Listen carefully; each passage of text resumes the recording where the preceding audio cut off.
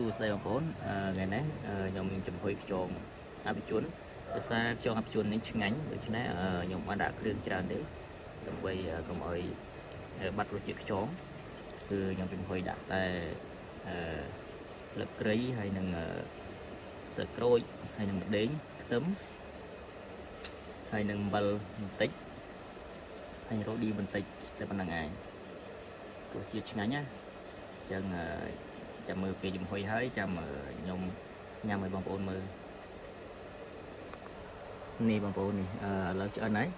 ឥឡូវមើលសាច់ដល់ហើយឃើញសាច់មើលលឹងណែននោះសាច់មើលណារម៉ាន់ហើយវារសជាតិវិញនេះហត់ទៅទឹកហ្នឹងក៏ឆ្ងាញ់ដែរហត់ទៅទឹកនឹងជាមួយបាយក៏អស់រឹបចានឆ្ងាញ់មែនពិតជាខ្យងអភិជនមែនអញ្ចឹងមកថាវាសំនឹងតម្លៃខ្យងហ្នឹងមែនខ្លួនឆ្ងាញ់មែនគេនេះបងប្អូននេះឥឡូវដួសដាក់ចានណាឥឡូវមើលសាច់អូដល់ហើយដល់ជីរមើលនឹងលឿងមកហើយសាច់លឿងនេះ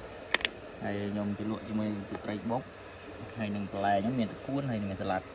ហ្នឹងហើយហើយនេះគឺទឹកហត់ទឹកហ្នឹងក៏ជាតិដែរនេះ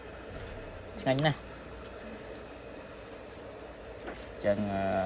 បងប្អូនត្រូវការកំងអាចកំងបានអរគុណច្រើនតិចមកទេ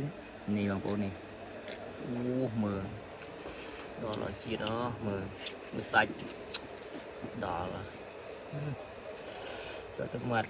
សាច់ដល់ហើយសាច់